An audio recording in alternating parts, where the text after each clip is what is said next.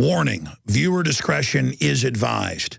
You are going to see the evidence that President Obama knowingly and consciously orders the murder of men, women, and children, signs death orders where entire weddings or village gatherings are bombed by drones and other aircraft, knowing that children would be killed, and simply calling them collateral damage, dehumanizing them down to the word collateral damage. Think of the magnitude of that. We're going to show you the mainstream news articles where they admit he signs death orders to kill people in cars with their children.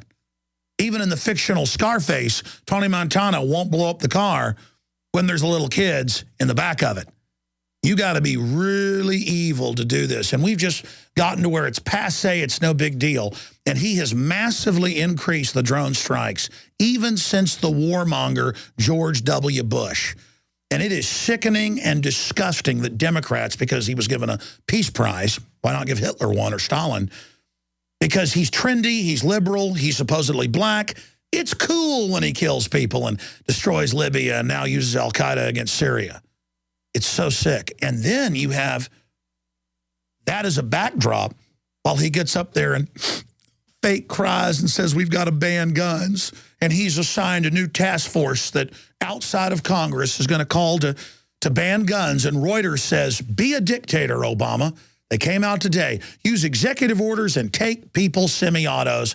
They don't need that for hunting. It's not for hunting. It's to protect ourselves from tyranny. And it's just so over the top, because with Bush, it was bad enough, but he was just a warmonger. With Obama, you get to hear about how he's like Mahatma Gandhi and Martin Luther King rolled into one, and he's this man of peace. And it's so loving what he's doing, and it's sick. So we're going to show you just some, in just a few countries, of the documented dead children where the Pentagon admits they killed them, and the death orders that President Obama has signed. And part of the Twitter feed we're going to use is off of a researcher, Josh Begley, who went and tweeted out, took him days to do it, all of the lethal drone strikes on children that have happened in the last few years. And it is just incredible. And it is hypocrisy on steroids. I would also add that YouTube, we're going to first air this on InfoWars Nightly News, YouTube will allow images of dead children when it's in mainstream news. Back in the 60s, they allowed the image of burning children hit with napalm on via CBS, and that helped in the war. Now we're not allowed to see the flag-draped coffins. Now, unless it's mainstream news, we can't show you the images of these dead children. So make no mistake, it will be flagged, it will be blocked, it will be banned. So you be sure and get this video when you see it and post it on every channel out there. Because it starts with Obama giving a speech about loving children. It's totally hollow and hypocritical. And then it moves through just some of the children he has directly ordered be killed. And then it just shows some simple mainstream news article photos. But again, because of the context we're putting it in, his hypocrisy, the censors will try to block you seeing something that ended the Vietnam War and could end all of these undeclared illegal wars. We're trying to save children here.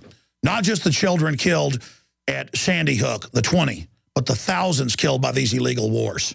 And so everyone who really cares about children and just doesn't want to buy into the hype in the name of banning guns needs to get this video out to everyone they know. This is a very important piece put together by Rob Dew. The system does not want you to see it, so save it, burn it on disk, show it on local access television, and get it out on every video channel on the web. And when YouTube censors, like they've done in the past, we will simply use their attack on free speech and the truth as a way to get it out to even more people.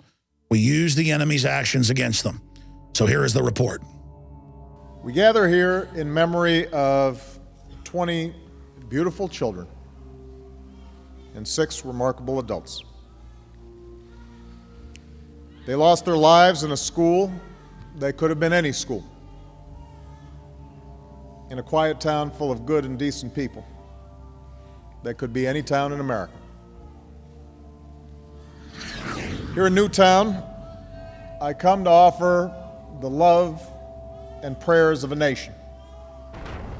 I can only hope it helps for you to know that you're not alone in your grief. That our world too has been torn apart.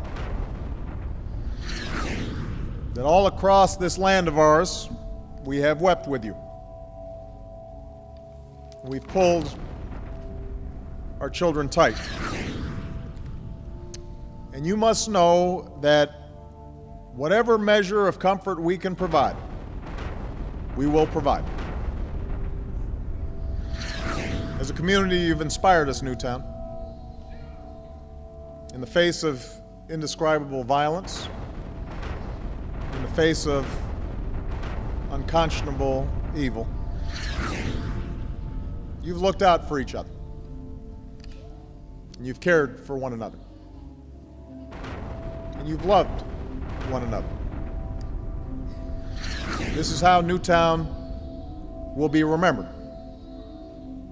And with time and God's grace, that love will see you through. But we as a nation, we are left with some hard questions. And we learned that our most important job is to give them what they need to become self-reliant and capable and resilient, ready to face the world without fear. And we know we can't do this by ourselves. It comes as a shock at a certain point where you realize no matter how much you love these kids, you can't do it by yourself. That this job of keeping our children safe and teaching them well is something we can only do together, with the help of friends and neighbors, the help of a community, and the help of a nation. And in that way, we come to realize that we bear a responsibility for every child, because we're counting on everybody else to help look after ours. That we're all parents. That they're all our children. This is our first task, caring for our children. It's our first job. If we don't get that right, we don't get anything right. That's how, as a society, we will be judged. And by that measure, can we truly say, as a nation, that we're meeting our obligations? Can we honestly say that we're doing enough to keep our children, all of them, safe from harm? Can we claim as a nation that we're all together there, letting them know that they're loved and teaching them to love in return? Can we say that we're truly doing enough to give all the children of this country the chance they deserve to live out their lives in happiness and with purpose? I've been reflecting on this the last few days, and if we're honest with ourselves, the answer is no. We're not doing enough, and we will have to change. Since I've been president, this is the fourth time we have come together to comfort a grieving community torn apart by mass shootings. Fourth time we've hugged survivors. The fourth time we've consoled the families of victims. And in between, there have been an endless series of deadly shootings across the country, almost daily reports of victims, many of them children, in small towns and big cities all across America. Victims whose, much of the time, their only fault was being in the wrong place at the wrong time. We can't tolerate this anymore. These tragedies must end. And And to end them, we must change. If there's even one step we can take to save another child, then surely we have an obligation to try. In the coming weeks, I'll use whatever power this office holds to engage my fellow citizens, from law enforcement to mental health professionals to parents and educators, in an effort aimed at preventing more tragedies like this. Because what choice do we have? We can't accept events like this as routine. Are we really prepared to say that we're powerless in the face of such carnage? That the politics are too hard?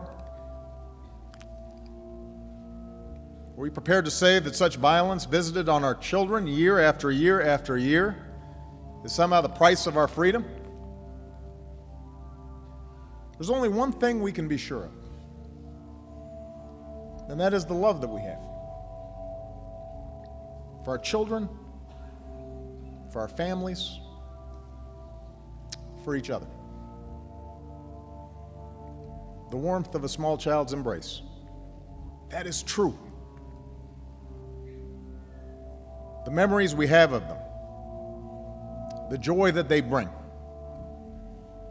the wonder we see through their eyes, that fierce and boundless love we feel for them, a love that takes us out of ourselves and binds us to something larger. We know that's what matters. We know we're always doing right when we're taking care of them, when we're teaching them well, when we're showing acts of kindness. We don't go wrong when we do that. That's what we can be sure of. Charlotte, Daniel, Olivia, Josephine, Anna, Dylan, Madeline, Catherine, Chase, Jesse, James, Grace, Emily, Jack, Noah, Caroline, Jessica, Benjamin, Avliel, Allison. God has called them all home.